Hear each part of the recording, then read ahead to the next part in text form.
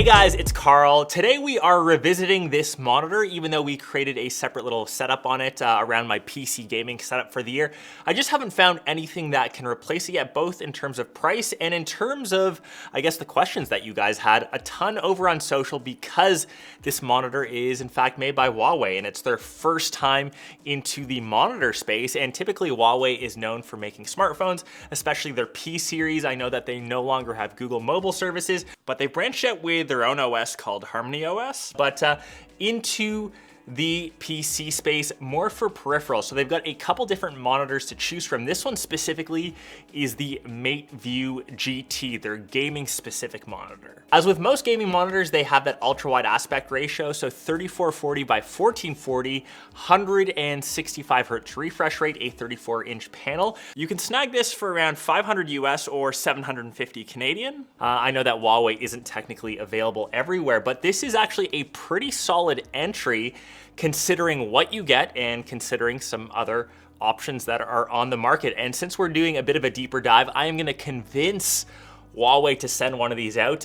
Worst case scenario, they send out some of their other peripherals or accessories, but just leave a comment down below what game you would rock on this ultra-wide beast, and yeah, I will get them to hook one of you guys up. I guess that's just kind of one of the perks for this video being sponsored by them. So yeah, big shout outs to Huawei. Back to the actual monitor itself. Like I said, for pricing wise, so if you think about it, I'm gonna use the monitor which I have behind me. I think a lot of you know I'm rocking the Pro Display XDR with, of course, the stand. The stand alone costs $1,000, which is ridiculous for a piece of aluminum. This guy comes with a fully built-in stand that actually has a functioning soundbar, which is something that you don't typically find in monitors. I know if you're a true hardcore gamer, you'll probably swear by a pair of over-the-ear headphones, but for the built-in audio for this blows out anything else on the market. Typically, monitors either don't have built-in speakers or the speakers are so poor you need to actually listen to something else. So the size of this is pretty decent. Let's get actually a vid going pretty quick. That is pretty decent sound coming from a set of speakers, and this light bar, you can actually control the volume if you want. So if I can get this finger to go on, you can even feel like your own little DJ in the club.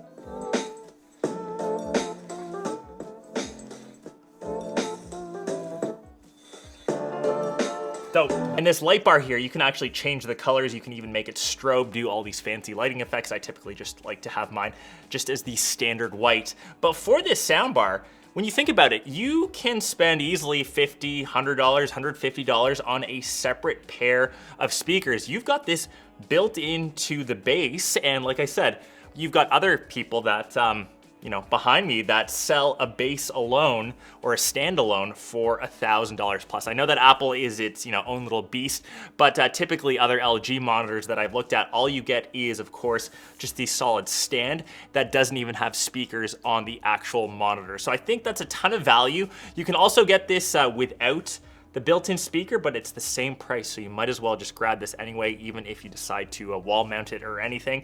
I think that's definitely something to consider, and obviously it's nice to have. Not everyone listens to music on earbuds or uses over-the-ear headphones, and some people still like to jam out, whether you're playing games, listening to music, just watching content with a set of speakers, and you can definitely just get by using this alone. Obviously, the second reason to grab this is that refresh rate. That's the reason why you're looking at a gaming ultra-wide monitor. There are monitors with quicker refresh rates that are obviously more expensive. There are ones that are typically smaller. I think that 24-inch range is the optimal gaming monitor for those really sweaty Call of Duty lobbies. But ultra-wide gaming is a ton of fun. It's really immersive, so I've been rocking a lot of Halo on this. I think ultra-wides are great for racing games, so if you're an F1 fan, the next F1 series is coming, or I guess the next F1 season is coming.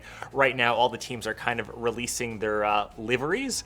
Does that make me not a real F1 fan, even though I was a fan of F1 before everyone else jumped on board through the Netflix series? But anyways, hopefully we see the Montreal Grand Prix or the Canadian Grand Prix circuit Gilles Villeneuve again. That's the one that I've been racing on here on this game, and I'm curious who is going to win the championship this year.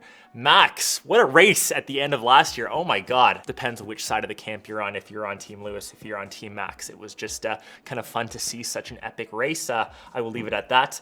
Back to the monitor. If you are a gamer, there's actually some really cool features built in. So it does have a couple game assists. For example, it does have dark field contrast. So I remember when Call of Duty, every single person in every lobby was rocking the rose skin on the old Verdansk map. You could not see those sweaty people camping in corners. This will help boost shadows, so really useful for first-person shooter games. It even has built-in crosshair, so if you are using some of those snipers without the crosshair or like to hip fire, for example, I will just stick that little crosshair on, you will always know where the center of the display is and where you can actually hip fire from. So nice little hacks there. You can also go over onto the picture profile or the picture mode. Right now it's set to P3 color gamut. You have around over 1 billion or 1.07 billion colors. Lighting effects, like I said, I've got mine set to orange, so you can see a little strobe light going off. So really kind of handy, I guess, at night when some of the LEDs glow a bit better, but of course that's all personal preference. And in terms of, yeah, the performance I've been using it for, like I said, the gameplay experience that I've had has just been solid. It's been hard to find a monitor in and around this price range with an ultra wide view. And of course this is curved, so you've got that slight immersion on both sides. I think Huawei has done a great job getting into the space. And I know a lot of you have been asking for your own PC setups, what monitor you should rock. I will say for the build quality, honestly, it is made out of plastic. So when we actually kind of turn this around or turn this sideways, we'll pivot this entire little felt pad here. You can kind of see the curved nature. It is just black plastic at the back. It isn't full metal like we've got on the Pro display, but honestly, who looks at the back of monitors? One thing I wish they did do, I think they did cheap out on, is the cable management on the back. So you do have some decent IO ports. What I do like, you do have USB-C to, of course, charge and actually give it power. You've got 2 HDMI ports, and those are HDMI 2.1 for those of you that want to connect this to, say, an actual console. We've got a display port, which I'm currently running, an extra USB-C port, and an audio jack. If this just had a little plastic panel or for some way for these cables to be better managed, because if you are a stickler for how things look, you can see once this is kind of rotated back, these cables have nowhere to hide, so you will always see them from your desk. If they were just, yeah, somehow could be weaved into this little plastic stand, that would just make a lot more sense, and I think that's a really easy fix for Huawei to do next year. Articulation, you've got around 110 mils of wiggle room to kind of slide that up or down, and you can go from -5 to around 20 degrees, so you can kind of tilt that to your heart's content, and that really depends if you are rocking this on a little desk riser or a monitor stand riser. One last thing, because I've used this for 2 months, there's one little thing that still kind of bothers me, because most of us aren't lucky to have multiple displays for gaming, for work. We all typically just have the one machine. I've taken Zoom calls, I've taken team calls. This does not have a built-in webcam. So if you want to be on video, you need to attach something external, which is such a pity because it actually has 2 built-in microphones in it, or it's a smart dual mic. So that's just my one little pet peeve. But I think most people that end up grabbing this will be kind of suited or attracted to this for its gaming aspect. But yeah, kind of let me know what your thoughts are down below. If you are looking for a monitor in that $500 price range, I honestly can't recommend one more than this. I get that it might be your first time seeing the Huawei brand on a monitor, but for their first entryway, I think they absolutely smashed it. And I do realize that Huawei brand, depending on where you live, might be less or more available. So if it is an option in your area, definitely worth checking out, and definitely worth leaving a comment on this vid, watching it, sharing it, because I'm gonna bug Huawei to hopefully give one of these away. Hopefully you guys enjoyed this review, and hopefully you guys now have a bit of a monitor choice for the rest of the year.